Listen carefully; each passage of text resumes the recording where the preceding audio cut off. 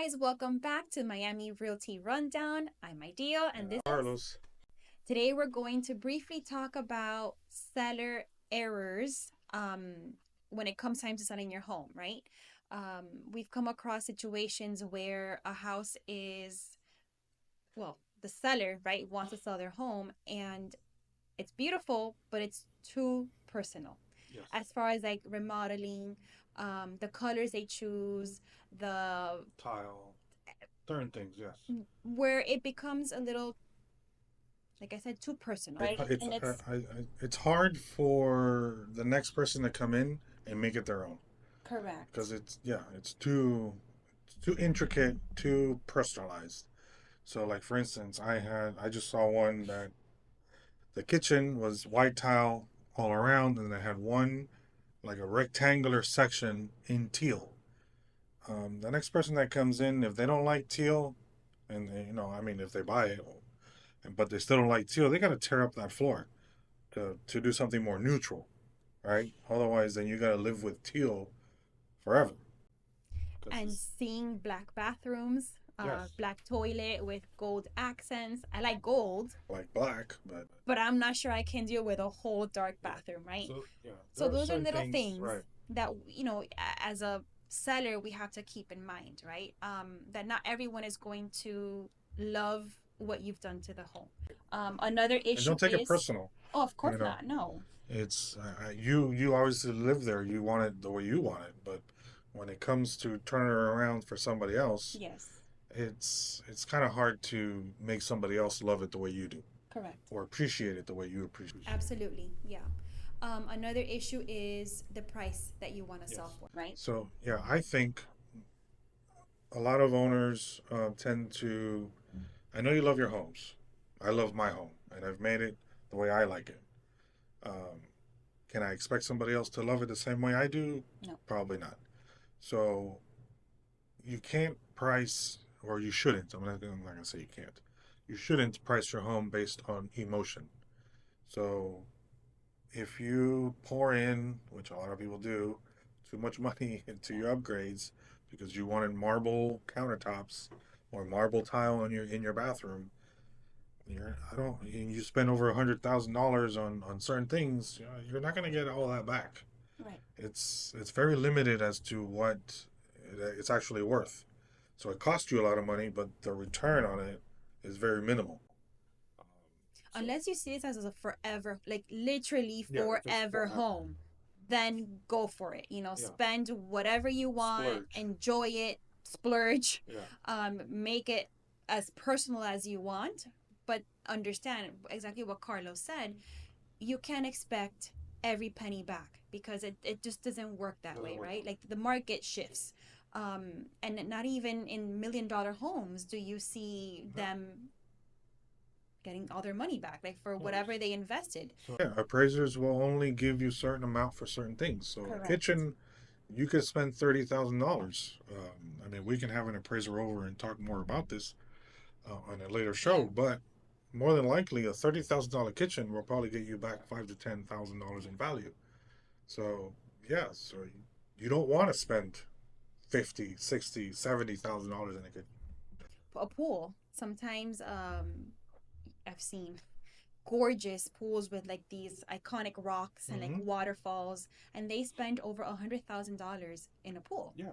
But that doesn't necessarily mean you're gonna get 150,000 back for that Yeah, because it because went up in price. everybody in your neighborhood, if everybody in your neighborhood or the majority have a pool, then there's not really much value to that pool because the next house over has the same pool Correct. or has a pool. So now, if you live somewhere where nobody has a pool, well, maybe okay, I can see it. Correct. But even then, I don't think, in my professional opinion, you'll get all of your money back. So when you are doing things, yes, be modest, do things to the way you like them, but understand that more than likely you're not going to get everything back as Correct. far as value is concerned. So I think the main point is when you purchase this home, obviously, you want to personalize it like most of us do. Think long term. Am I going to live here forever, or is this a home where I want to purchase, Mm-hmm. fix? I guess kind of like a fix and flip.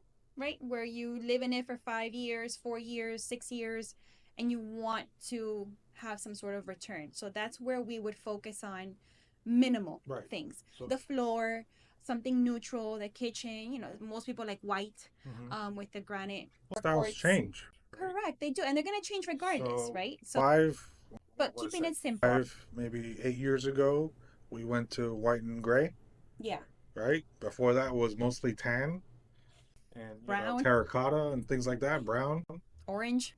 orange. And before that was a big into. I remember when I was a kid, the thing was green kitchens, pink and gray bathrooms. Oh, my Horrible. grandmother's Oh house has a my pink God. bathroom. I can't believe we lived in that, but that was the Pink style. tub, pink tiles on the wall. I'm like, oh my Yeah, god. my grandmother's kitchen was yellow. I mean, Yeah, really?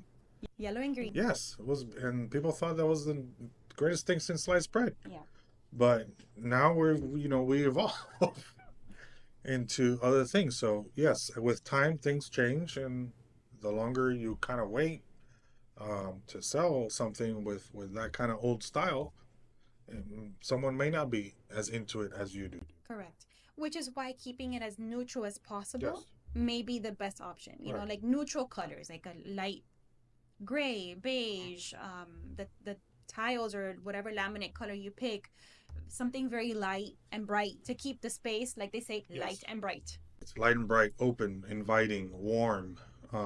That kind of makes people feel comfortable Exactly. when they walk into your home. Yeah.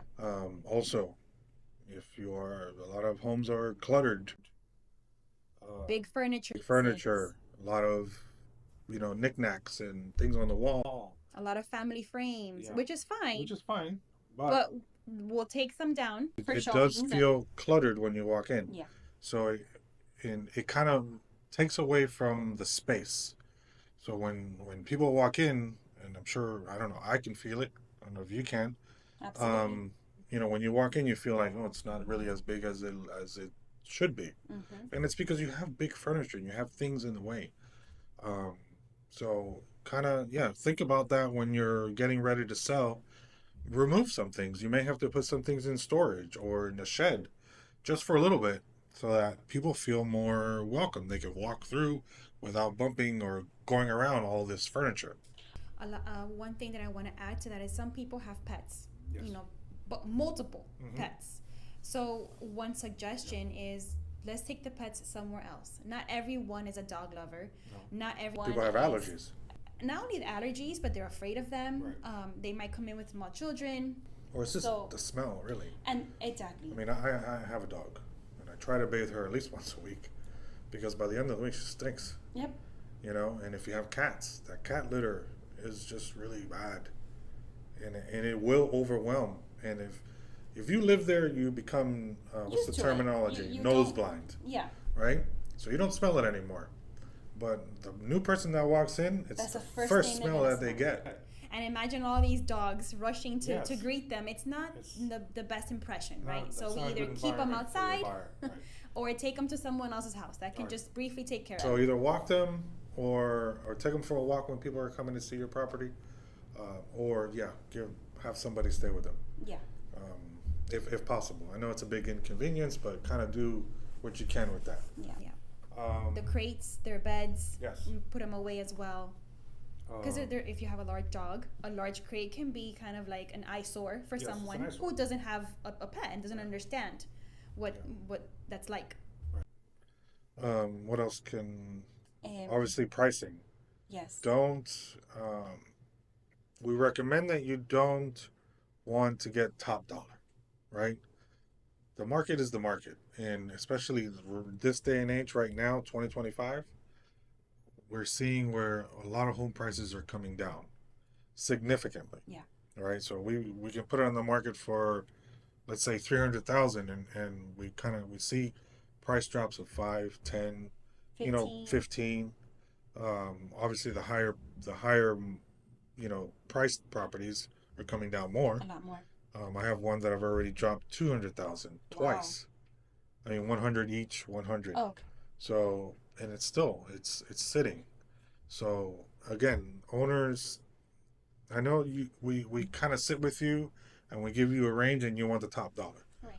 No, usually I always try to recommend that if it's let's say it's 500,000, then you go 5% below that number, and then you kind of leave some room for negotiation. If you kind of put it low enough, you sometimes you might get bids that are Multiple higher offers, right? because it's lower, and you are really competing with the rest of the neighborhood.